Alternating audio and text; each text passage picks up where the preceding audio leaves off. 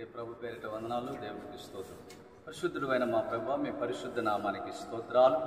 ఇంతవరకు ప్రభా ప్రార్థనలన్నింటిలో మీరు మాకు తోడుగా ఉన్నందుకు మీకు స్తోత్రాలు. కొద్ది నిమిషాలు ప్రభా మాతోనూ నీ బిడ్డలతోనూ మీరు మాట్లాడమని ప్రభా మాకు కావాల్సినటువంటి ఆలోచనలు దయచేయండి. నీ యొక్క వాక్కు ద్వారా ప్రభా మమ్మల్ని బలపరచండి. బిడ్డలందరినీ దీవించండి, మమ్మల్ని కూడా దీవించి ఆశీర్వదించి నైనా తండ్రి ఈ యొక్క స్థలంలో నిలబెట్టుకొని ప్రభా నీ బిడ్డలతో మాట్లాడటానికి ప్రభా ఇది ఒక పాత్రగా ప్రభా నన్ను స్వాధీనపరుచుకోమని మీరు మాట్లాడుతున్న ప్రతి మాట వినగలిగినట్టు చెవి నైనా తండ్రి కూడి వచ్చిన బిడ్డలకును నాకును మీరు దయచేయమని, మీ కృప చూపమని, గ్రహించే మనసును కూడా దయచేయమని యేసు అతి పరిశుద్ధ నామంలో ప్రార్థించి అడుగుచున్నాము తండ్రి, ఆమేన్. హల్లెలూయా. చూడండి దేవుని యొక్క బిడ్డలారా, కీర్తనల గ్రంథం చూడండి. కీర్తనల గ్రంథం 92వ అధ్యాయము 13వ వచనాన్ని మనం చదువుకుందాం. 13. యెహోవా మందిరములో నాటబడిన వారై వారు మన దేవుని ఆవరణములోనే వర్ధిల్లుతారు. దేవునికి స్తోత్రం కలుగును గాక. యెహోవా మందిరములో నాటబడిన వారై అంటే యెహోవా మందిరములో నాటబడిన తర్వాత దాన్ని పీకబడకూడదు. నాటిన మొక్క ఎక్కడ నాటితే అక్కడ ప్రశాంతంగా చెట్టు మనకి కాపునిచ్చుద్ది, నీడనిచ్చిద్ది, మనకి అనేకంగా మనకి పోషణకర్తగా ఈ యొక్క చెట్లు ఉంటాయి అన్నమాట. అలాగనే మనము కూడా మరి వర్ధిల్లాలంటే దేవుని ఆవరణంలో తప్ప ఎక్కడ వర్ధిల్లం. అందుకని యెహోవా మందిరంలో మనం నాటబడాలి. యెహోవా మందిరంలో ఎవరైతే నాటబడతారో వాళ్ళు వర్ధిల్లుతారని దేవుని వాక్యం చెలవిస్తుంది. అంతేగాని ఎవరు పడితే వాళ్ళు కాదు. దేవుని ఆవరణంలో వర్ధిల్లాలి అంటే దేవుని ఆవరణంలో నాటబడాలి. ఎక్కడ పడితే అక్కడ కాదు. దేవుని ఆవరణం అంటే ఇప్పుడు ఇది మనం ఉన్నటువంటిది ఇది మందిరం. దీన్ని మందిరం అనుకుందాం. ఈ మందిరం లేని చోట కూడా యెహోవా మందిరంలో నాటబడిన వారై అంటే యెహోవా ఆవరణం అంటే ఏంటిది? దేవుని ఆలోచన కలిగి ఉండటమే దేవుని ఆవరణం. ఇక్కడ ఆలోచన లేకుండా ఉత్తమ మందిరం ఉందనుకో, ఇది ఎంత ఆవరణం అయింది అట్లా అనుకోవచ్చు. ఇంకొకటి ఇదంతా మనం కూడుకునేది ఆవరణంగా కూడా అనుకోవచ్చు. అందుకని మనం ఎప్పుడైతే దేవుని ఆవరణంలో నాటబడతామో అప్పుడు మనం వర్ధిల్లుతామని దేవుని వాక్యం మనకు చెలవిస్తుంది. దేవునికి స్తోత్రం కలుగును గాక. చూడండి కీర్తనల గ్రంథం 84వ అధ్యాయము 10వ వచనాన్ని మనం చదువుకుందాం. 84:10వ వచనాన్ని చదువు. నీవు ఆవరణములో ఒక దినము గడుపుట 1000 దినముల కంటే శ్రేష్టము. భక్తిహీనుల గుడారములో నివసించుట కంటే నా దేవుని మందిర ద్వారమునందు నాకుండుట నాకిష్టము. ఇంకా దేవుడైన యెహోవా సూర్యుడును కేడమునై ఉన్నాడు. యెహోవా కృపయు ఘనతయు అనుగ్రహించును. యథార్థంగా ప్రవర్తించు వారికి ఆయన ఏ మేలు చేయక మానడు. దేవునికి స్తోత్రం కలుగును గాక. దేవుని యొక్క బిడ్డలారా, యథార్థమైన ప్రవర్తన కలిగినటువంటి వారికి యెహోవా ఏ మేలైనను చేయక ఆయన మానడట. అంటే ఏదో ఒక మేలు చేయక మానడు. ఎవరికి? యథార్థంగా ప్రవర్తించేవాళ్ళు. యథార్థంగా ప్రవర్తించే వాళ్ళు ఎలా ఉంటారు? అన్ని విధాలుగా ప్రతి విషయంలో కూడా ప్రతి ఆలోచనలో కూడా ఎక్కడా కూడా కల్మషం లేకుండా యథార్థంగా అంటే ఉన్నది ఉన్నట్లుగా కనపడతారన్నమాట.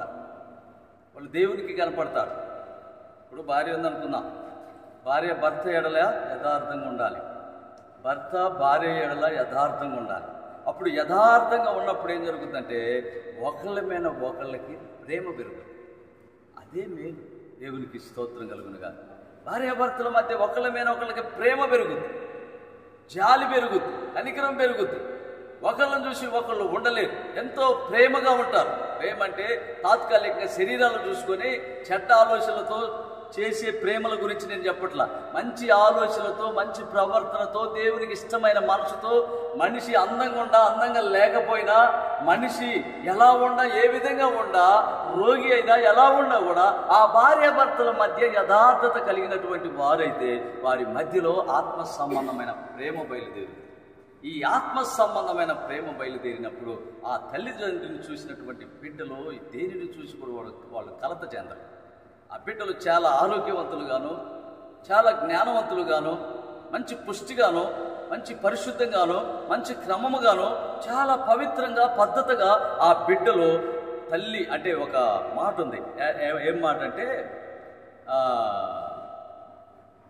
చదువమ్మా, కీర్తనల గ్రంథం చదువు 128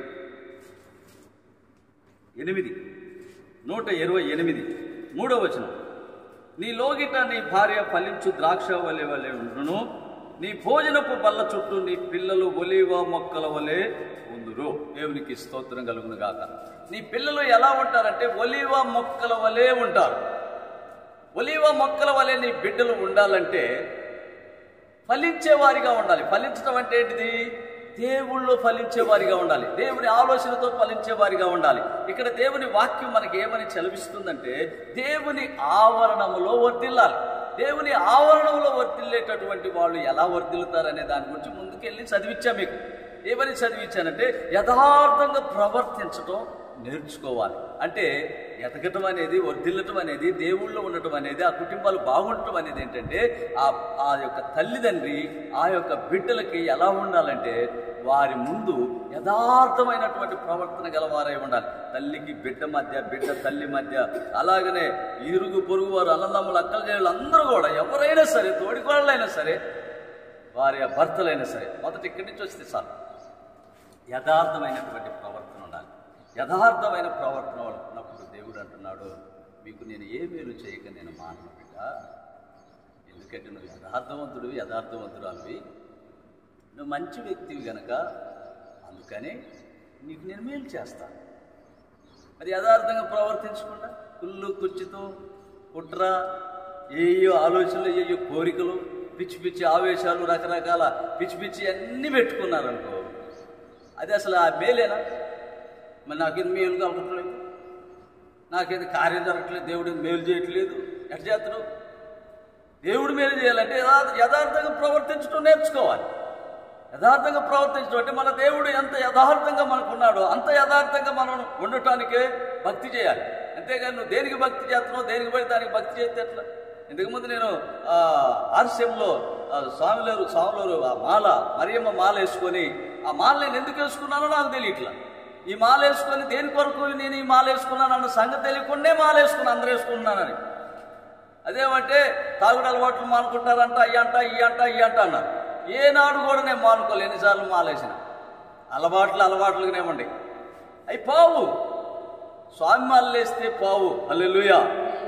మనస్సు మార్చుకొని యథార్థమైన ప్రవర్తన నాకు కావాలి.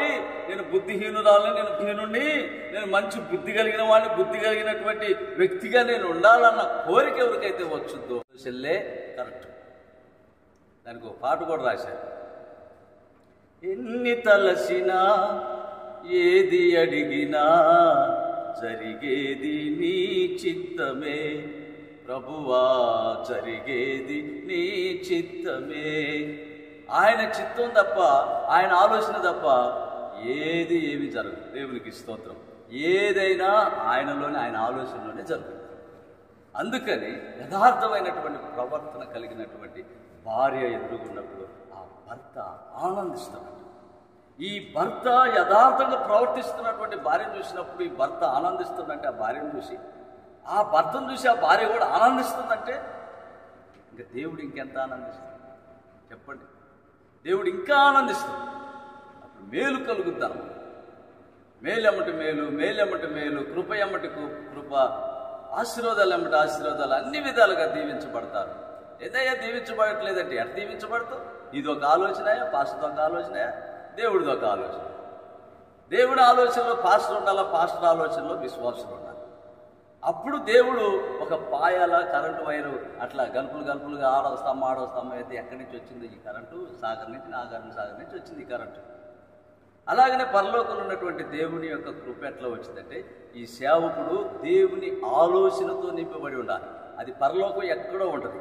ఈ ఆలోచన రెండు కలిసినప్పుడు అక్కడికి కరెంటు పాస్ అయింది.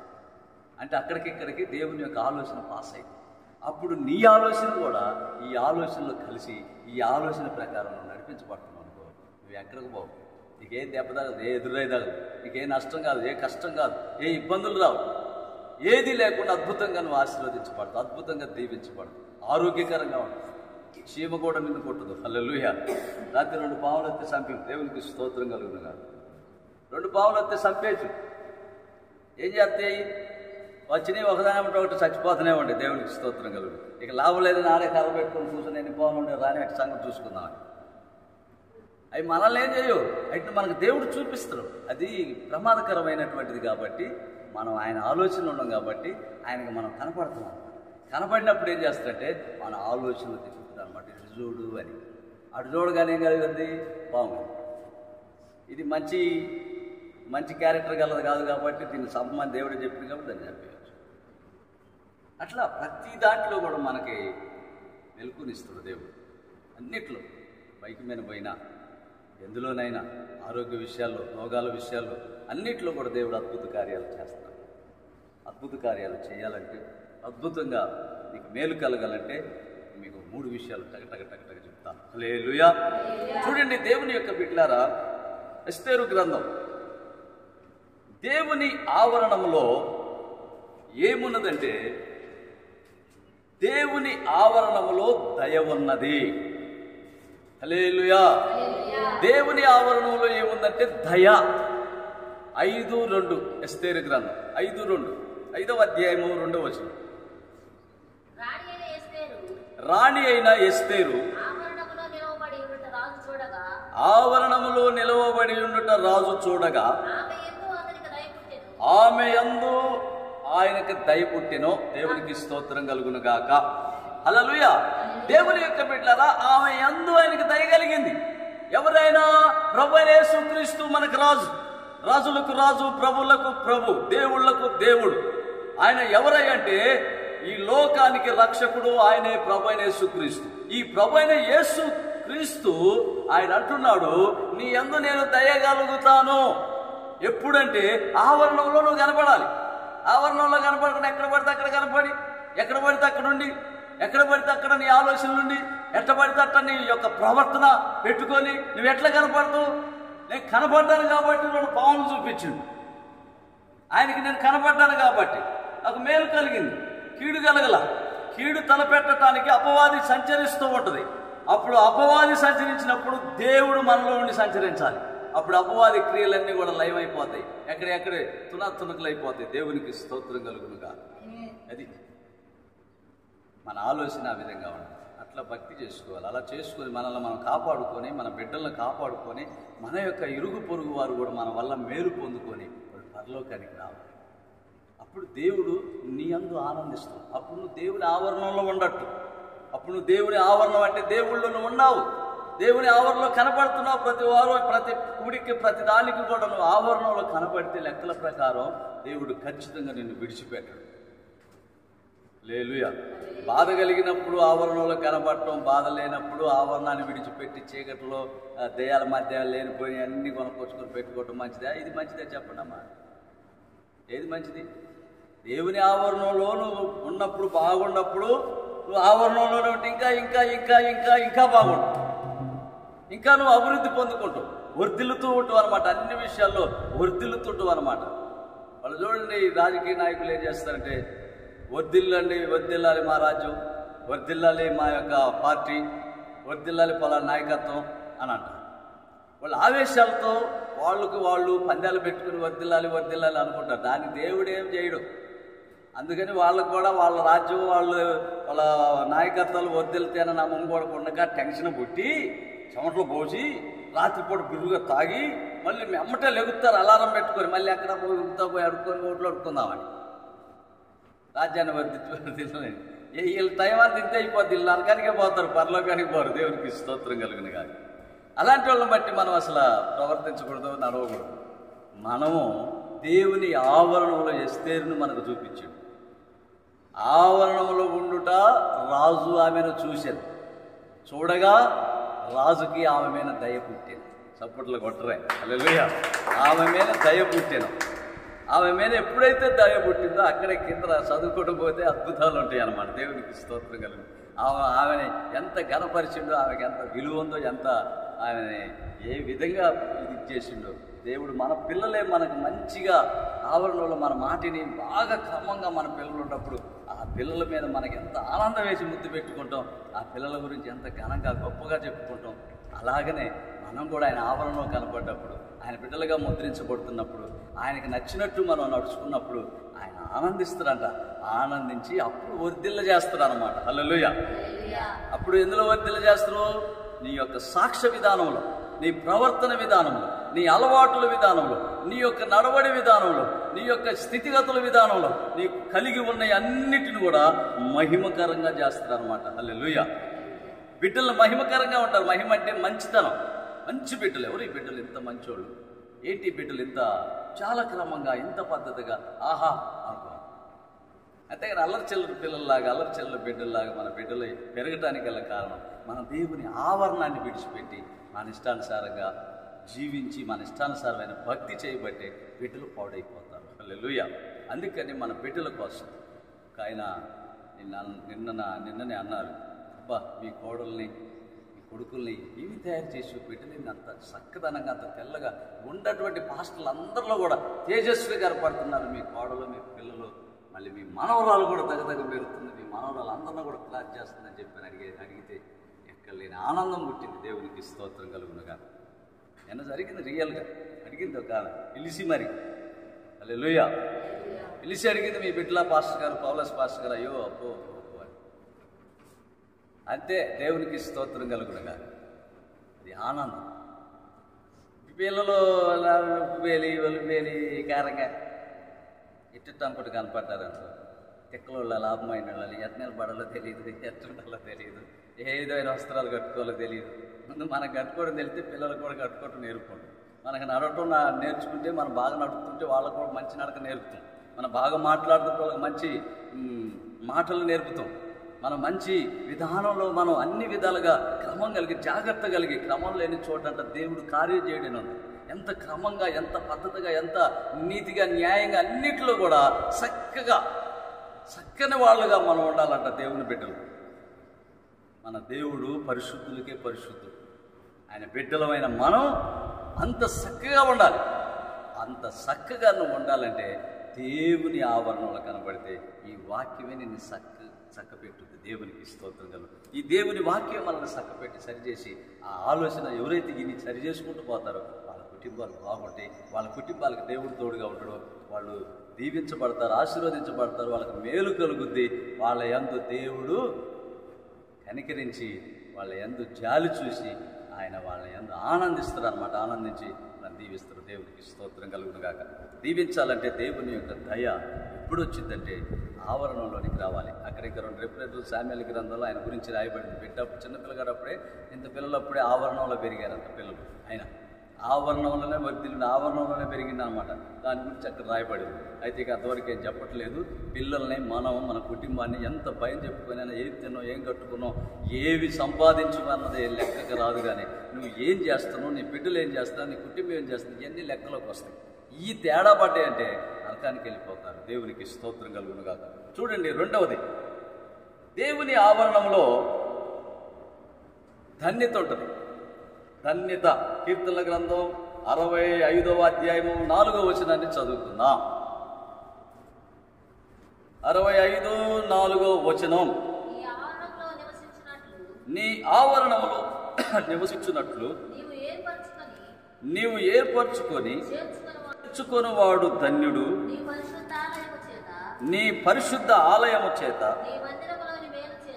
నీ మందిరములో మేలు చేత దేవునికి స్తోత్రం కలుగును గాక. దేవుని యొక్క బిడ్డలారా, నీ ఆవరణములో నివసించున్నట్లు నువ్వు ఏర్పరచుకొని చేర్చుకున్న వారు ధన్యులంట. నీ పరిశుద్ధ ఆలయము చేత, నీ మందిరములో మేలు చేత మేము తృప్తి పొందుతాం అన్నమాట. దాని ద్వారా ఆయన తృప్తి పొందేది. లోపల ఏడలే తృప్తి. సొలొమోను అన్నాడు, సూర్యుడి కింద కనపడేదంతా వ్యర్థం అన్నాడు. వ్యర్థమైందంటే నీకెట్ట తృప్తి ఉంటుంది? ఉంటుందా చెప్పండి? వ్యర్థమైన వాళ్ళతో తృప్తి ఉంటుందా? వ్యర్థమైన చోట తృప్తి ఉంటుందా? ఉండదు కదా. మరి వాక్యం ఈ చెవులోకి పోతుందంటే, మరి పక్కకి అది బయటికి పోతుందంటే, ఆ వాక్యానుసారం నిలవలేకపోతున్నారంటే కారణం ఏంటి?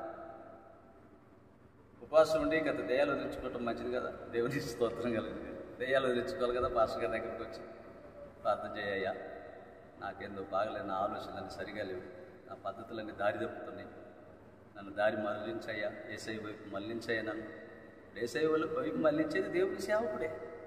దేవుని సేవకుడు మానవుడికి దేవునికి మధ్యవర్తి. దేవుని సేవకుడు ఈ మధ్యవర్తి ఏం చేస్తాడంటే, ఈ మధ్యవర్తి ఈ యొక్క మనుషులనే ఈ నీటిని ప్రభు వైపు మళ్ళుతాడు. ఈ నీళ్ళు ఎక్కడికైతే పోతాయో అవి సమస్తం బ్రతుకుతాయి. దేవునికి స్తోత్రం. వాటికి మరణం లేదు, దేవునికి మహిమ. అందుకని దేవుని యొక్క బిడ్డలారా చూడండి, మత్తయి సువార్త 5వ అధ్యాయం 8వ వచనంలో ఏముంటుందంటే, హృదయ శుద్ధి గల వారు ధన్యులు అని ఉంటుంది. ధన్యత, ఆవరణంలో ధన్యత. హృదయ శుద్ధి గల వారు ధన్యులు. హృదయ శుద్ధి వచ్చింది అనమాట. వీటన్నిటి ద్వారా, ఇప్పుడు నేను చెప్పబడుతున్నటువంటి ఆలోచనలన్నిటి ద్వారా హృదయ శుద్ధి కలుగుతుంది, హృదయ పరివర్తన కలుగుతుంది. ఎక్కడ పడితే అక్కడ కలగదు, అన్ని మందిరాల్లో కలగదు. మనుషులు మారరు, మార్పు చెందరు. ఏ అలవాట్లో ఉన్న ఆ అలవాట్లోనే ఉంటారు. ఆ అలవాటు వాళ్ళు సచ్చిందాగా మానుకొని నరకానికి పోతారు. అది ఇక్కడ మారుద్ది. ఎందుకంటే పరిశుద్ధాత్ముడు నడిపిస్తున్నాడు కనుక, మనం నడవట్లేదు కనుక, మనం బోధించట్లేదు కనుక, మన ఆలోచన కాదు కనుక, మనకేం తెలియదు కనుక, మనం తిక్కలోళ్ళం కనుక, అన్నీ తెలుసు అనుకోవటం అపవాది కనుక, మనకేమీ తెలియదు అనుకోవటం దేవుని చిత్తం కనుక, ఇది దేవునికి అప్పగించుకొని నడుచుకోవటం కనుక, దానివల్ల మనకు మేలు కలుగుతుంది, తృప్తి కలుగుతుంది. హృదయ శుద్ధి గల వారు ఎవరిని చూస్తారు? దేవుణ్ణి చూస్తారు. దేవుడు ఎలా ఉంటాడు? ఎప్పుడు నువ్వు చూడటం అన్నమాట, ఎప్పుడు నువ్వు వినటం అన్నమాట, ఎప్పుడు చేయని కార్యాలు నువ్వు చేయటం అన్నమాట. హల్లెలూయా. పాత అలవాట్లు పోయి కొత్త మనసు రావాలి. క్రొత్త మనసు ఎవరికైతే వచ్చుద్దో వాళ్ళే హృదయ శుద్ధి గలవారు. హల్లెలూయా. క్రొత్త మనసు ఎప్పుడు వచ్చింది? పరిశుద్ధాత్మ.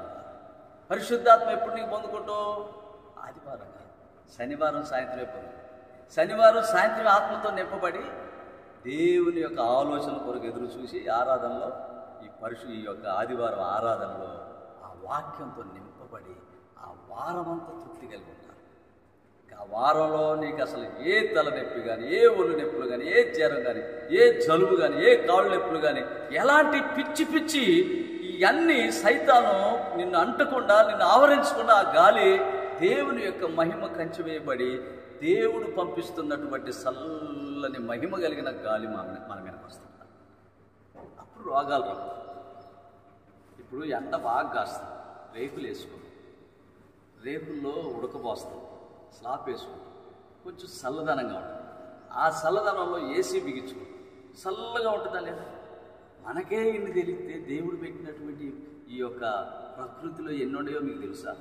ఆ ప్రకృతి గురించి బైబిల్లో రాయబడి, ఈ బైబిల్ బాగా చదివి పరిశుద్ధాత్మ అభిషేకంతో నింపబడి వీటినన్నింటినీ దివరాత్రులు ధ్యానించుకుంటూ ఆలోచనతో నింపుకుంటూ ఆ వాక్యాన్ని ఏంటి అని చెప్పని ఆ ఆలోచనతో నింపబడినప్పుడు ఏం జరుగుతుందంటే, ఈ వాక్యంలో ఉన్నటువంటి ఆలోచనలు మన హృదయంలోకి వస్తాయి. అన్నమాట మన హృదయంలోకి వచ్చి మనకు తెలియపరచడం. అదేంటిదంటే దేవుడి లోపలికి వచ్చి ఆత్మ మనకి తెలియపరుస్తుంది. తెలియపరిచినప్పుడు మనకు అన్ని తెలుస్తుంది. అందుకని దేవుని బిడ్డలారా, హృదయ శుద్ధి గలవారు ధన్యులు, వారు దేవుడిని చూస్తారు. నేను దేవుడిని ప్రతిరోజు ప్రతి క్షణం చూస్తూనే ఉంటాను. మీకు తెలుసు లేదు, అబద్ధం చెప్పను ఇక్కడ ఉంటే అంత అవసరం నాకు లేదు. నమ్మితే నమ్మకపోతే నాకేం సంబంధం నీతోటి, దేవునికి స్తోత్రం కలుగుతాను. హల్లెలూయా. నమ్మితే నమ్మకపోతే నాకు అనవసరం. నేను నమ్మాను కనుకనే కొన్ని విషయాలు ఎంత మంచితనం ఉన్నా కూడా దేవునికి నచ్చిన కాడికి నేను ఎంత దూరం అవుతున్నానో నాకు తెలుసు. దేవునికి నచ్చిన కాడికి ఎంత దగ్గర అవుతున్నానో నాకు తెలుసు. ఏది అపవిత్రమైనదో, ఏది పవిత్రమైనదో అవన్నీ మనకి క్షుణ్ణంగా మన ఆలోచనకి, మన ఆత్మకి దేవుడు తెలియదు. తెలియపరిచినప్పుడు మనం హృదయశుద్ధి కలిగి దేవుణ్ణి చూస్తాం. రామగుండంలో ఫస్ట్లో నేను పోయినప్పుడు అన్నారు కదా, అయ్యా పొట్లు కాడికి పోబాకండి అయ్యా, ఏం కాదు, మీరు బ్రతుకుతారు, చచ్చిపోరు, ఇక్కడ వచ్చినటువంటి దేవుని మహిమ బయటికి పోతే పోద్దే అన్నారు. అసలు దేవుని మహిమ అంటే ఎట్లా ఉంటుంది అని చెప్పని ఏం తెలియక అటు ఇట్లా పోయేస్తున్నారు. తర్వాత తెలిసింది, మందిరంలో ఉన్నంత ప్రశాంతత బజార్లోకి పోయాలకే ఏదో ఒక ఆవిరి, ఏదో ఒక ఆలోచన, ఏదో ఒకటి నన్ను శోధిస్తూ కనపడతాను. మహిమ అంటే మందిరంలో ఉన్నటువంటి ఆ ప్రశాంతత పోయి లేనిపోయినవి అన్నీ మీకు వస్తాయి అనేది విద్య అని చెప్పని ఎమ్మటే పరిగెత్తుకొని మళ్ళీ మందిరంలోకి వచ్చి నా గదిలోకి నేను వెళ్ళిపోయాను. హల్లెలూయా.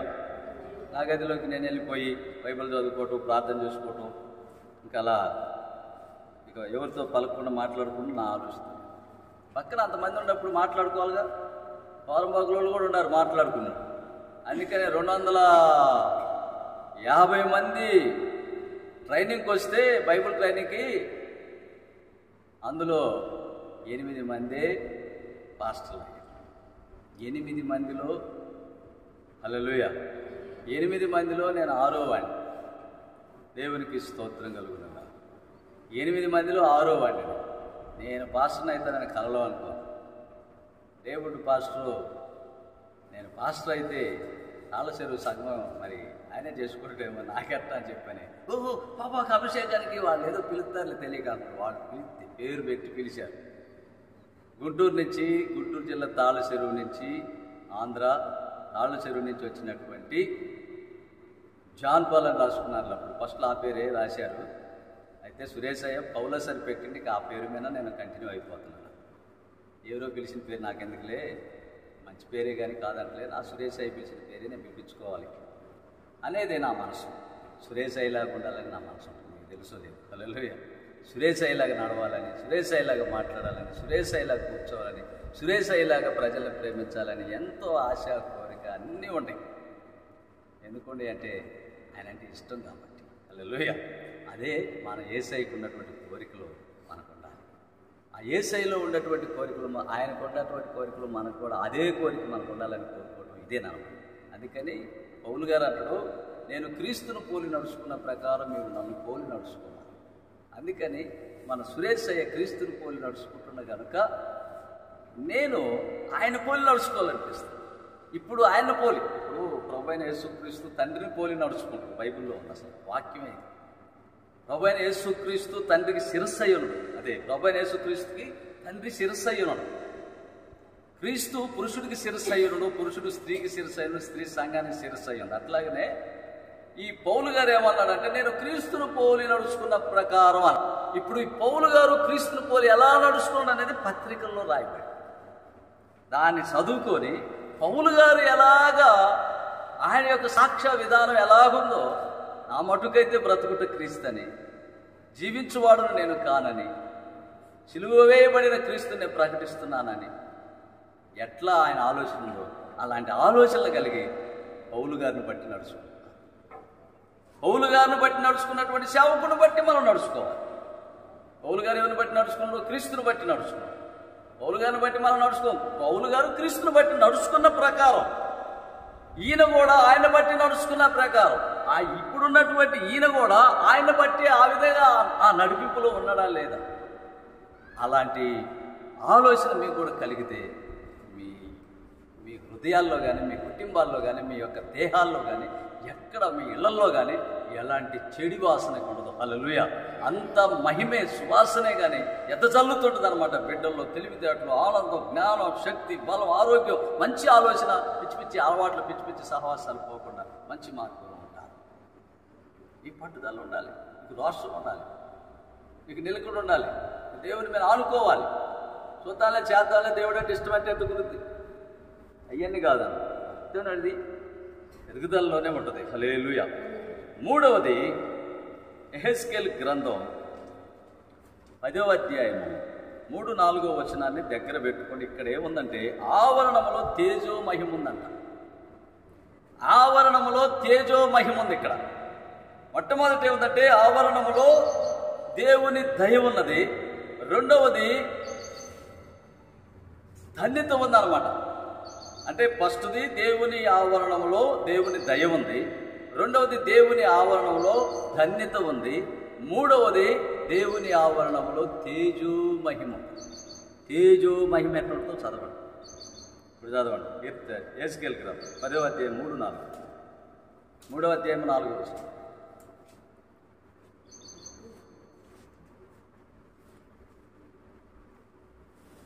వచనం. 10వ అధ్యాయము 3వ వచనం 4వ వచనం. యేసుకేలు గ్రంథం ఎట్లంటే టక్కన వచ్చింది. అతడు లోపలికి పోగా కెరూబులు చూడు తల్లి. మరియు మేఘము లోపల ఆవరణమును కమ్మి ఉండెను. యెహోవా మహిమ కెరూబుల పైనుండి ఆరోహణమై మరియు మందిరము మేఘముతో నిండి ఉండెను. ఆ ఆవరణం అంతా యెహోవా తేజో మహిమతో నిండి ఉందంట. తేజో మహిమ అని ఆ మాట అనగానే ఒళ్ళంతా నిక్కరపడదు, జల్తరియాలి. అలా జల్తరిచ్చినప్పుడు పరిశుద్ధాత్ముడు అలా ఆకర్షిస్తారు. ఆకర్షించి వెనుకొస్తాను. ఎందుకంటే మందిరంలో పరిశుద్ధాత్ముడు మీకు తెలియదు, నాకు తెలుసు.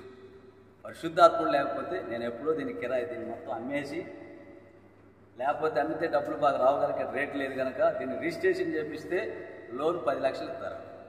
10 లక్షలకు ఎవడు కొనగలిగి 4 లక్షలు కూడా కొనరు. 4 లక్షలు కొనవచ్చు, 4 లక్షలు కూడా కొనరు. మర్చిపోయి 2 చెట్లు 1 లక్ష కూడా లేదు కదా, ఎవడు కొనరు. లోన్ పెట్టుకుని ఆ లోన్ పెట్టి 60 మందిని కట్టుకుంటా మీరు గవర్నమెంట్ స్వాధీనం చేసుకుని ఏదో ఒకటి చేసుకుపోయినా దేవునికి స్తోత్రం కలుగు. ఏడోకాడ మంచిగా ఎదిగేవాళ్ళు పరిశుద్ధంగా జీవించాలి, పరలోకానికి నడవాలి, మా కుటుంబాలను బాగు చేసుకోవాలి, మేము బ్రహ్మాండంగా ఉండాలన్న వాళ్ళ దగ్గర పోయి ఈ సేవకుడు తెచ్చిపోయి దేవుడు పడేస్తే అక్కడ ఎంతోమంది తేజో మహిమతో నింపబడతారు. హల్లెలూయా అని నేను మిమ్మల్ని ఎందుకు అలా హెచ్చరిస్తున్నానంటే,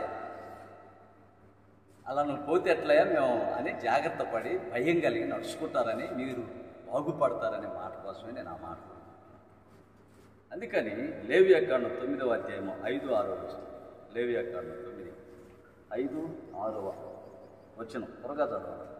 ఎందుకంటే లైవ్లో ఉంది కదా. హల్లెలూయా చదవాలా.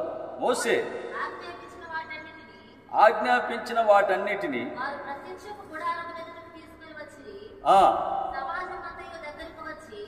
సరిగ్గా చదువు.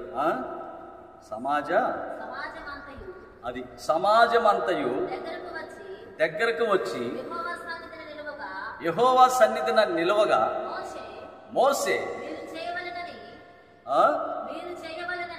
ఏం చేయాలి చదువు.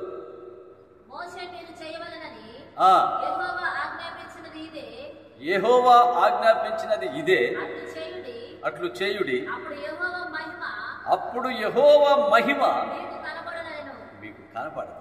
మోసే ఇప్పుడు మోసే ఉన్నాడా? మోసే లాంటి సేవకుడు అనుకుని నేను పెట్టుకున్నాడు. అప్పుడు ఆ సేవకుడు చెప్పినట్టు నడుచుకుంటే యెహోవా మహిమ వారి మీదకి వచ్చింది. యెహోవా మహిమను వాళ్ళు చూస్తారు. సైలెంట్లో పెట్టారు, దీన్ని లాగుతుంది. సైలెంట్లో పెట్టి ఇది దీంట్లో లాగుద్ది అన్నమాట. మందిరంలో క్రమం లేదని చిన్న చెల్లు స్విచ్ ఆఫ్ లేదని అంటారు. హల్లెలూయా మరి అంతా పెద్దకోస్తోళ్ళు చూస్తారనమాట. అందుకని దేవుని యొక్క బిడ్డలారా, ఆయన మహిమను మీరు చూస్తారు. ఆయన మహిమ మీరు చూడాలంటే మోసే మాట వాళ్ళు విన్నారు, వాళ్ళు చూశారు. మీరు వింటలేదేమో, అందుకే చూడలేదేమో. మహిమ అంటే ఎలా ఉంటుంది చదవండి. నిర్గమాకాండం 33:18-19 వాక్యం చదువుకోవటం ముగించటం. నిర్గమాకాండం 18-19.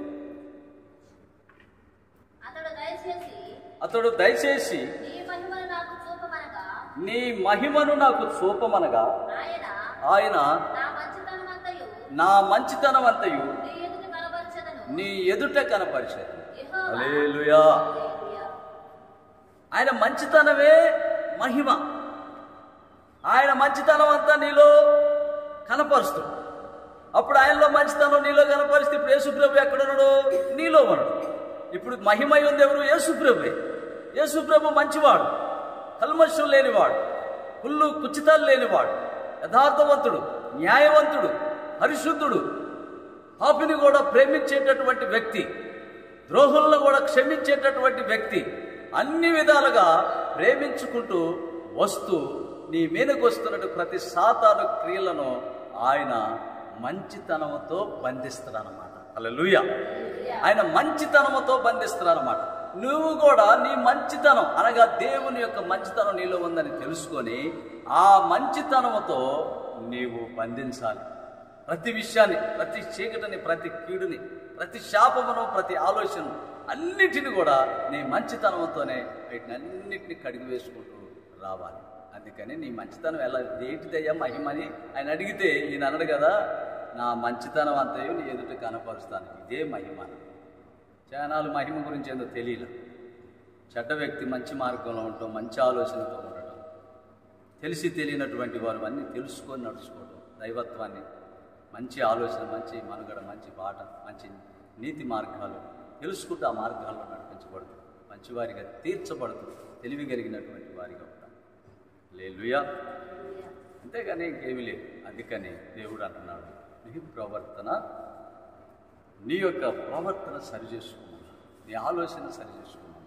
ఇంకొకటి ఏమన్నాడంటే, యథార్థంగా ప్రవర్తించే వారికి ఏ మేలు పొదవై లేదను, ఏ మేలైనను నేను చేయక మానను అన్నాడు, చేస్తాను అన్నాను. మాట తప్పుతురా దేవుడు? నువ్వే మాట తప్పుతూ, నువ్వు తిక్కల వ్యక్తి, తలకలేని వ్యక్తి, అనవసరమైన వ్యక్తి, ఏవి తెలియని వ్యక్తి. ఎవరో ఫోన్ చేసాడు, మాట్లాడి అవతలకు పోయి చెప్పు. ఎందుకు తేవ పోయి మన సైతాన్ అనమాట. దేవునికి స్తోత్రం కలుగునగా. అందుకని దేవుని యొక్క బిడ్డలారా, ఈ యొక్క అపవాది క్రియలను మనము వీటన్నిటి మీద జయము పొందుకోవాలంటే యథార్థమైనటువంటి ప్రవర్తన కలిగిన వారమై కుటుంబంలో నడుచుకోవాలి.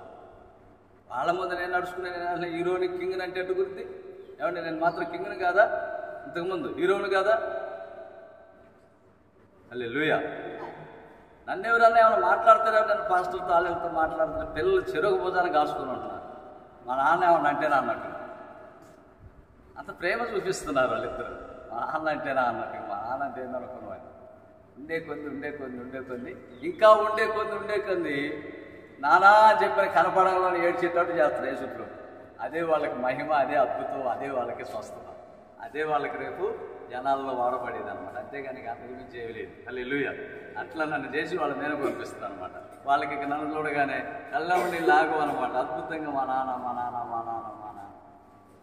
అని ఆలోచించినప్పుడు, అసలు ఈయన ఎవరు అని చెప్పని ఇంకా ఆలోచించినప్పుడు ఈయన ఆయన అవుతుంది అనమాట. హల్లెలూయా. ఆయన ఎవరు అంటే ప్రభు అయిన యేసుక్రీస్తు అనమాట. ఇవన్నీ ప్రభు అయిన యేసుక్రీస్తు మనలో ఉండాలి. ప్రభు అయిన యేసుక్రీస్తు మనలో ఉంటే ఆ యేసయ్యను చూసినప్పుడు బిడ్డలందరూ కూడా ప్రేమ కలుగుతుంది అనమాట. మన బిడ్డలకు మన మీద ప్రేమ కలిగి మన మాట వినాలి, మన ఎదుట వాళ్ళు తప్పు చేయాలని కూడా భయపడతారు, పొరపాటు చేయటానికి కూడా భయపడతారు. ఎంతలా అలవాటైనా కానీ వాళ్ళని వదిలిపెట్టి వెళ్ళిపోయింది. దేవునికి స్తోత్రం కలుగుతుంది. వదిలిపెట్టి వెళ్ళిపోయి మంచివారిగా తీర్చబడి తర్వాత నేను ఇలా ఉండకూడదు, మా నాన్నలాగా ఉండాలి అని చెప్పని అట్ట వాళ్ళ రోజులని ప్రార్థన చేసుకుంటూ పరిశుద్ధాత్మ వచ్చి భాషలతో మాట్లాడి వాళ్ళు వచ్చి ఇలాంటి చోట నిలబడ్డారంటే ఎంత వాక్యం చెప్తారో తెలియదు, ఎంత ప్రార్థన చేస్తారో తెలియదు, ఎన్ని మాటలు మాట్లాడతారు. వాళ్ళు కాదు మాట్లాడేది, ప్రభువైన యేసుక్రీస్తు మాట్లాడతారు. అలాగా మనం అందరం ఆ ఆత్మతో నింపబడాలి, ఆ వైరాగ్యంతో మనం ఉండాలి. అందుకని ఈ అన్ని పరిశుద్ధాత్మ కూడికి శనివారం హాజరు కావాలి. ఎవరో ఒక ఆమె వచ్చింది, నేను అనగా ఎండలో టోపీ పెట్టుకొని, కౌబాయ్ టోపీ పెట్టుకొని బండి నీలేశ్వరపడి ఆ రోకలపడ్డవారు పాలెకాని ఇంత పొడుగు మేగుబడి ఎమ్మట టపుక్కున గాలిపోయి మంచి ఎండ 20 గంట టైం అనమాట. అల్లాడిపోతున్నాం, పూలు కూడా కాలిపోతున్నాయి, నొప్పులు కొడుతున్నాయి. ఇక అలాంటప్పుడు అక్కడ మంచి ఎండలో ఉన్న చెట్టు నీడ కూడా లేదు, బండి శుభ్రంగా చతికిల పడిపోయింది, వెనక నిలబడి ఉంది. అప్పుడు నేనేం చేశా, మా పాస్టర్ గారు ఎండలో పాపం బాగా ఉంది, నాకు నొప్పి కూడా ఆకు కూడా పుట్టుకుని ఎట్టుకుంది అని చెప్పాను అనుకొని ఒక బండి వస్తుంటే చెయ్యెత్తి వాళ్ళు ఆపారు. అమ్మగారిని ఎక్కించుకొని చెంటలో తిప్పండియా చింపేట్లా. సరేనండి. ఇక నేను ఇవన్నీ చిన్నగా ట్యూబు టైరు మొత్తం నలిగిపోయి టైర్తో సహా పోయినా బాధలేదు, ఇక ఆరికెడకు పోయినటువంటి ఇబ్బంది పడలేదు. అయితే 1500 అయితే చేసేది ఏమి లేదు అని చెప్పని అంతే స్టార్ట్ చేసుకుని వచ్చేళ్ళకి ట్యూబ్ అంటే అది అప్పుడేసి మేకుపడిపోయింది కదా, దాన్ని తీసేసి కొత్తది ఒకటి కొన్నాం, వేయించాం, టైర్ బాగా. హల్లెలూయా. అంటే నేను ఎందుకని చెబుతున్నానంటే ఇంత ఖర్చు పడుతూ కూడా ఇన్ని జరుగుతున్నా కూడా మీకోసం నేను వస్తాను. వస్తే మీరు రాకపోతే మీకు శాపం కదా. నిజంగా చెప్పండి, ప్రమాణపూర్తి శాపమా కాదా? మీ కుటుంబాల్లో ఆశీర్వాదాలు ఉంటే మేలు కలుగుద్దే, దీవెన కలుగుద్దే. సేవకుడు రావాలని ముందుగా ఫోన్లు చేసి పిలుచుకుంటారు. సరే, ఇంట్లో మనశ్శాంతికి లేదు, ఇల్లంతా ఆగమైపోయి పిల్లలు కష్టపడిపోతారు, కుటుంబాలు ఆగమైపోతాయి, మా పరిస్థితులు ఇలా అయిపోతున్నాయి. అసలు మేమే బారుకు మా దేవుని మందిరం అని ప్రార్థన పనులు అనుకున్నాం కానీ భక్తులు రాలేకపోతున్నారంటే మాలో ఏ క్రియ లేదు, మాలో అసలు దైవత్వం లేదు అసలు అని ఒకళ్ళకొకళ్ళు అట్లా గుర్తుకొని కదిలించుకొని వాళ్ళు కదిలించుకొని దేవుని సేవకులు నడిపించుకొని ప్రార్థనలో ఉండాలి. పిల్లగాడు ఎందుకు వచ్చినాడు వాడికి వారానికి ఒకసారి కనపడితే పొద్దుగులో ఉండాలి. బోరు కూడా దోచుకోవడం అయితే వారికి ప్రార్థనలు అంటే వాడు ప్రార్థనలు నలుగుతున్నారు, మీరు కూడా ప్రార్థనలు నలుగుతారు, నలిగి ఆశీర్వదించబడతారు. ఉన్నప్పుడు ప్రార్థన చేసుకోవాలి. సాయంత్రం రావాలి కదా, ప్రతిరోజు రావాలి. పని చేసి వచ్చానండి, అలసిపోయానండి. నువ్వు పని చేసి నువ్వు తిన్నది శరీరం మట్టిలో కలిసేది దెయ్యపు శరీరం.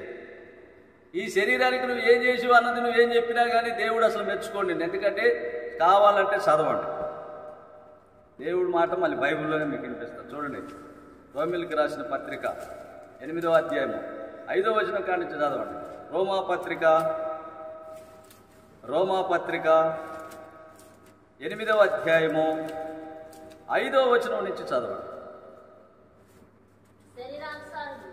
శరీరానుసారులు శరీర విషయముల మీద మనసునుతురు, ఆత్మానుసారులు ఆత్మ విషయముల మీద మనసునుతురు. చదువు. శరీరానుసారమైన మనసు వేస్ట్, అది మరణం. శరీరానుసారమైన మనసు మరణం, ఆత్మానుసారమైన మనసు జీవమును సమాధానమునై ఉన్నది. ఏలైనగా శరీరానుసారమైన మనసు దేవునికి విరోధమై ఉన్నది, అది దేవుని ధర్మశాస్త్రమునకు లోబడదు, ఎంత మాత్రమో లోబడదు. కాగా శరీర స్వభావము గలవారు దేవుని సంతోషపరచనేరరు. దేవుని ఆత్మ మీలో నివసించిన ఎడల మీరు ఆత్మ స్వభావము గలవారే కానీ శరీర స్వభావము గలవారు కారని ఇక్కడ ఇంకా రాయబడింది. ఎవడైనా క్రీస్తు ఆత్మ లేనివాడు అయితే వాడు క్రీస్తు మనిషి కావడని, దేవుని బిడ్డ కాదని. ఏమంటే అలాంటి మాటలు ఉన్నాయి కదా, వాస్తవం కదా. పనికి పోయిన వాళ్ళు మందిరాలకు పోవట్లేదా? గుంపులు ప్రతిరోజు ఎక్కడ ప్రార్థన అంటే అక్కడికి ఉరగటం, పని తక్కువ చేసుకుంటూ అటు ఉరగటం సాలినంత. వాళ్ళకి రోగాలు రావు, హాస్పిటల్కి పోరోళ్ళు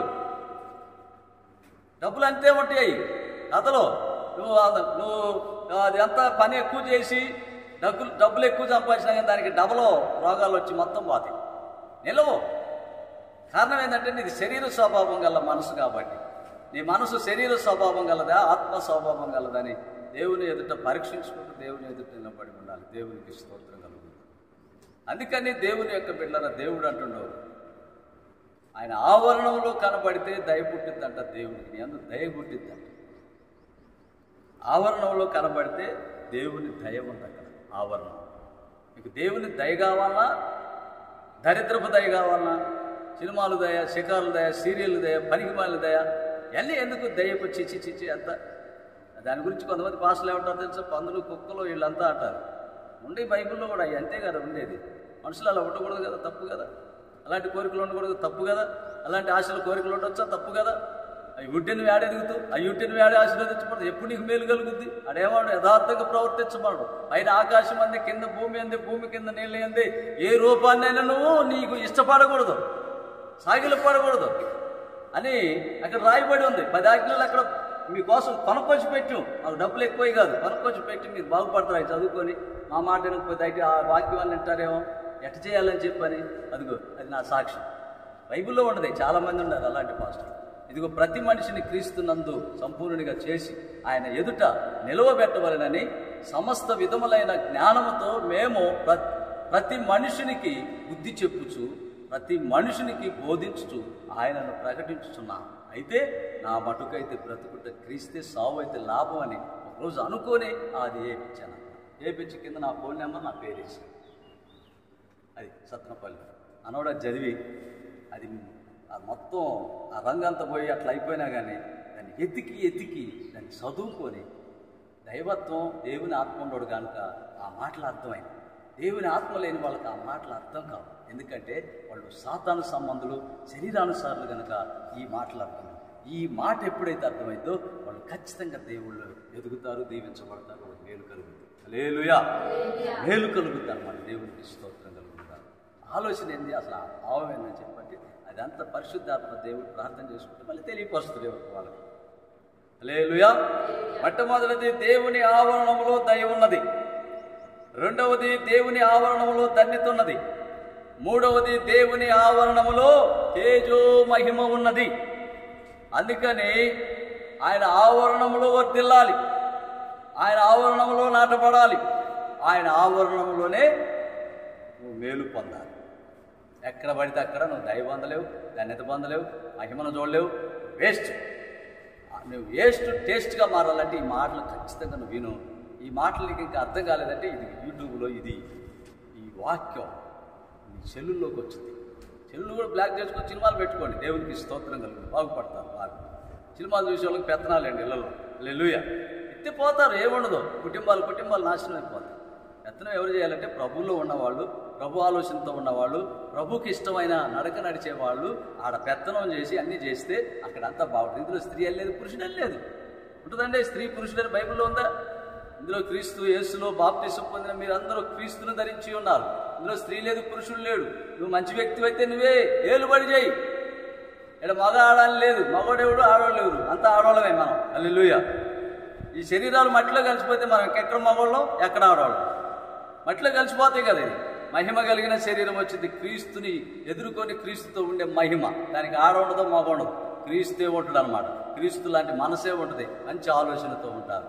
గొప్ప ధన్యత అనమాట. ఇక యుగ యుగాలు మరణమే ఉండదు. మరణం ఎట్టుంటుందో వాళ్ళకి ఏ జ్వరం, ఏ కష్టం, ఏ నష్టం, ఏ ఇబ్బంది, బాధలు కూడా తెలియవు. ఇక ఏ ఇబ్బంది ఉండదు. అన్నీ సర్దుకుంటాయి, మంచిగా ఉంటారు. లేదనుకో అవన్నీ పట్టోలు అనుకుంటే సత్తారు, నరకానికి పోతారు, ఏడుతారు. మళ్ళీ శరీరం ఉంటుంది, నరకానికి పోయేవాళ్ళకి, పరలోకానికి పోయేవాళ్ళకి ఉంది, నరకానికి పోయేవాళ్ళకి శరీరం ఉంది. అందుకని దేవుని బిడ్డలారా, ఈ విధమైనటువంటి మార్గంలోకి రండి. దేవుడు మీకు మేలు చేస్తాడు. యథార్థంగా ప్రవర్తించడం నేర్చుకోండి. మేలు చేస్తానన్నాడు. యథార్థంగా ప్రవర్తించే వారికి ఏ మేలు పదవ చేయను, వారి కొరకు నేను మేలు చేయటానికే ఉన్నానని దేవుడు మాట్లాడాడు. హృదయశుద్ధి గలవారు ధన్యులు, దేవుణ్ణి చూస్తాను. ఎప్పుడు హృదయశుద్ధి, దేవుడు తప్ప మనకి ఇంకేరే ఆలోచన, ఏరే ముచ్చట్లు ఉండకూడదు. దేవుడిని నమ్ముకున్నాం. దేవుడిని నమ్ముకున్న వాళ్ళలోనే నీ ఆలోచనలు నిండుకోవాలి. కొంతమంది పనికి మాలిన వాళ్ళు ఉంటారు. రాత్రి కొత్త దేవుడు వాక్యం తెలియకుండా పుల్లుగా రసింట్లే బెబ్బిల్ని అని చెప్పని మేసాల మేల వేసుకుని వాక్యం చెప్తారు చూడు. అలాంటి చోటకు పోయిన వాళ్ళ కుటుంబాలన్నీ పాడుపోయి ఉంటాయి. అలా మన కుటుంబాలు పాడుగా ఉండకూడదు. మనం శుద్ధీకరించుకొని హీరోలాగా ఉండకూడదని, యాక్టర్లాగా ఉండకూడదని ఆయన తీసేసుకొని తగ్గించుకొని మంచి పద్ధతిలో నడుచుకుంటున్నాం. హల్లెలూయా. ఇది పెండ్లి కుమార్తె వలె సిద్ధపడుతున్నటువంటి వధువు సంఘం అన్నమాట. హల్లెలూయా. ఈ పెండ్లి కుమార్తె కొరకు యేసుప్రభు అతను కానీ గొర్రెపై అది చిరుతపురుల కోసం ఎవడు రాడు. హల్లెలూయా. అలాంటి వాళ్ళు ఇళ్ళకి రావద్దు అసలు. వెళ్తే ఇంటి ముందు వచ్చిన మంచినీళ్ళు కూడా వేయకూడదు, కుర్చేసి కూర్చోబెట్టకూడదు. అలాంటి మందిరాలకు పోయే వాళ్ళని, అలాంటి లోక సంబంధమైన అక్షరానుసారమైనటువంటి భక్తి చేసేవాళ్ళు. ఈ మందిరంలో 10 మంది ఉండదు చాలు, ఆఖరికి లేదా 4 ఉండదు చాలు. పరలోకానికి పోయారంటే నాకు దేవుడికి సంతోషం. 100 మంది 1,00,000 మంది ఉండి పరలోకానికి పోకుండా ఈ లోపల డబ్బా కొట్టుకొని ఏదేదో హీరోలు అని చెప్పని అనుకుంటే శుభం ఉంది, వేస్ట్ అనమాట. మీరు పరిశుద్ధంగా శుద్ధీకరించుకొని మంచి వస్త్రాలు కొనుక్కొని జాగ్రత్తగా పద్ధతిగా బిడ్డలకి మంచి నీతిగా కనబడండి. నీతి న్యాయంగా బిడ్డలకు మీరు కనబడి దాన్ని బట్టి బిడ్డలు మలుసుకుంటారు, మహిమ కలిగి ఉంటారు. నేను చూసినప్పుడు జాగ్రత్త కలిగి సంతోషంగా ఆనందంగా వాళ్ళెళ్ళాగారు మా అమ్మ, వాళ్ళెళ్ళాగారు మా నాన్న మా అమ్మ ప్రత్యేకంగా ఉంటారు. అంతే ఏదనుకున్నాం అని బిడ్డల ఆనందంతో ఎక్కడ తప్పు చేయాలన్నా కూడా తప్పు చేయలేరు, పొరపాటు మాట్లాడాలన్నా మాట్లాడలేరు. భయం కలుగుద్ది. నీ మహిమ ఆ బిడ్డల్ని ఆవరించుద్ది అన్నమాట. దేవునికి స్తోత్రం కలుగును కాక. మనం ఉన్నటువంటి మన క్రియలంట బిడ్డలకు ఆశీర్వాదకరంగా ఉండాలంట. మన యొక్క ప్రవర్తన క్రియలు అన్నీ కూడా సరి చేసుకొని జాగ్రత్తగా ఉండండి. మోకాళ్ళేంటి ప్రార్థన చేసుకున్నా. దేవునికి స్తోత్రం కలుగునుగాక. అలా ఉంటే దేవుడు దీవిస్తాడు, ఆశీర్వదిస్తాడు. కృపగలిగి మీ బిడ్డలు, కుటుంబాలు అన్ని విధాలుగా దేవుళ్ళలోకి వస్తారు, ప్రార్థనలోకి వస్తారు, భక్తి కలిగి ఉంటారు. వాళ్ళ పిల్లలు మంచోళ్ళని మంచి మంచి కబుర్లు మీకు తెలుస్తాయి. స్తోత్రము నాయన, స్తోత్రం. ప్రేమ కలిగిన తండ్రి, కృప కలిగిన మా యేసయ్య, మీకు వందనాలు. ఇంతవరకు ప్రభా మాతో మీరు సూటిగా తేటగా మమ్మల్ని కదిలించి ప్రభా, వివరించి ప్రభా, మమ్మల్ని గద్దించి ప్రభా, నీవు మాట్లాడి మమ్మల్ని సరిచేస్తూ మంచి మార్గంలో ఉండమని చెబుతున్న దేవుడా, నువ్వు గొప్పవాడివి, మంచివాడివి ప్రభా. నీవు తప్ప ఇక మాకెందుకు ప్రభా, ఎవరైనా సరే ఏదైనా సరే మేము వేస్ట్ ప్రభా, మా భక్తి వేస్ట్ ప్రభా, మా జీవన విధానం వేస్ట్, బ్రతకటం వేస్ట్ ప్రభా. నా బ్రతుకు వల్ల నా బిడ్డలకి, నా కుటుంబానికి, ఇంకా ఇరుగు పొరుగు వారికి ఎవరికైనా ప్రయోజనం ఉందా? ప్రయోజనకరమైనటువంటి జీవితం నువ్వు జీవిస్తున్నావా అని దేవుడు ఒకవేళ నిన్ను ప్రశ్న అడిగితే ఏమి జవాబిస్తావు, ఏమి చెబుతావు? నీవే సమాధానం చెప్పలేకపోతే నీ బిడ్డలు ఎలా సమాధానం చెబుతారు? నీవే దేవుని ఎదుట నిలబడలేకపోతే నీ బిడ్డలు ఎలా నిలబడతారు? నీవే సరైనటువంటి మార్గంలో లేకపోతే నీ బిడ్డలు ఎంత సరైన మార్గంలోకి వస్తుంది? నీ బిడ్డలు ఊళ్ళో వాళ్ళు బాగుపరుస్తారు అనుకుంటున్నావా? ఇంకెవరు బాగుపడరు? ఈ ఊళ్ళో వాళ్ళు బిడ్డలు చెడగొట్టి నాగమైపోయి ఉన్నటువంటి నాశనకరమైనటువంటి మాటలు మనం ఇస్తున్నాం. శాపగ్రస్తుల మధ్యలో జీవిస్తూ ఉన్నాము, పాపని మధ్య జీవిస్తూ ఉన్నాము, లోక సంబంధుల మధ్య జీవిస్తూ ఉన్నాము, అపవాది మధ్య ఉన్నాము. ఇదిగో ప్రభుని అడుక్కో, ప్రభువా నీ యొక్క నాయనా తండ్రి, నీ యొక్క అగ్నితో ప్రభా నువ్వు దహించు ప్రభా, నన్ను దహించు ప్రభా. నువ్వు దహించు వాడువై ఉన్నావు ప్రభా, నీవు అగ్ని అయి ఉన్నావు ప్రభా, నీవు మహిమ అయి ఉన్నావు ప్రభా. నాయనా నాకేమి తెలియట్లేదు నాయనా, నాకు కోపతాపాలు వచ్చి సాతాను గాడు నన్ను ముంచుతున్నా నాయనా. మాకిచ్చిన సేవకుడు యథార్థంగా మాట్లాడుతున్నా నాయనా, నేను నిలవలేకపోతున్నానయ్యా. ఏ సైతాను నన్ను శోధిస్తుందో నాయనా, నాయనా నన్ను జ్ఞాపకం చేసుకో ప్రభా, నన్ను కడుగు ప్రభా, నన్ను తాకు ప్రభా, నీ అగ్నితో నన్ను తాకు ప్రభా. నీ అగ్ని ద్వారా నాలో ఉన్న అపవిత్రతను కాల్సి పూడితే చెప్పు. హల్లెలూయా, హల్లెలూయా.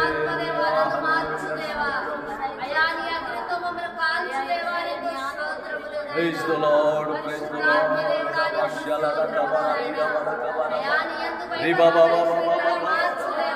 యేసయ్యా, యేసయ్యా, స్తోత్రం, స్తోత్రం, స్తోత్రం, స్తోత్రం, స్తోత్రం, స్తోత్రం. హల్లెలూయా, హల్లెలూయా, హల్లెలూయా, హల్లెలూయా. ఓ రివారా బష్యాలా రేఖావతిరా, రివాబా బాబా బష్యాలా రావతిరా మన తండ్రి మీకే స్తోత్రము, స్తోత్రములు, స్తోత్రములు, స్తోత్రము. దేవా కనికరించండి ప్రభా, అయ్యా కనికరించండి ప్రభా. భక్తిలో ఎదగలేకపోతున్నారు అయ్యా, అయ్యా భక్తి జీవితంలో దూరం అయిపోతున్నారు నాయన. అయ్యా మందిరానికి దూరం అయిపోతున్నారు, నీ ఆవరణలో కనబడని భాగ్యం నాయన, కనబడే భాగ్యం లేదు ప్రభా. నీ మందిరంలో కనబడుటకు నాయనా తండ్రి సహాయం చేయండి, నీ మందిరంలో కనబడుటకు శుద్ధీకరించుకోవడానికి సహాయం చేయండి. హల్లెలూయా, హల్లెలూయా, హల్లెలూయా. స్తోత్రం, స్తోత్రం, స్తోత్రం, స్తోత్రం, స్తోత్రం.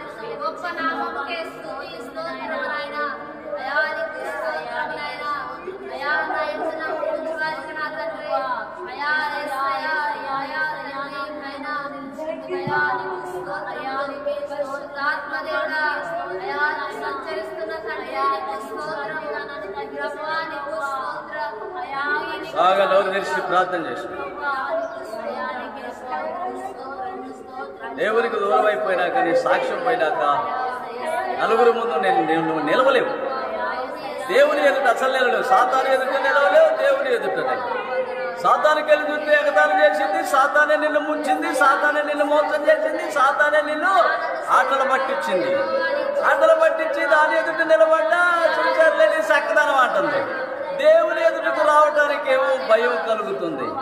ఎట్లా నీ పరిస్థితి, ఎక్కడున్నావో సరి చేసుకో. నువ్వు సాతాను బంధకాల నుంచి విడిపించబడు. ఇప్పుడే దేవుడు నిన్ను విడిపిస్తానంటున్నాడు. అన్ని బంధకాల నుంచి యేసు నామములో నీకు విడుదల కలుగునగాక. దేవుడు నేను స్వస్థపరచునుగాక. సాతాను క్రియలు లయమైపోవునుగాక. దుష్టుడు కాలి బూడిదైపోవునుగాక. నీవు ఆత్మానుసారంగా యేసయ్య బిడ్డగా మార్పు చెందుదువుగాక. దేవుళ్ళో ఉన్న మహిమను సొంతమవునుగాక. నీ వల్ల నీ కుటుంబం మేలు పొందుకొనుగాక. నీ కుటుంబంలో కీడు దూరమవునుగాక. నీ కుటుంబంలో ఉన్న శాపం పోవునుగాక. నీ కుటుంబంలో ఉన్న భక్తిహీనత పోవునుగాక. నీ కుటుంబం అంతా భక్తి కలిగి దేవుడు ఇంట్లో నివసించేటట్లు నీవు దీవించబడుదువుగాక. ఆమేన్. హల్లెలూయా. గట్టిగా చప్పట్లు కొడుతూ దేవుడు నిన్ను దర్శించాడు కనుక చప్పట్లు కొడుతూ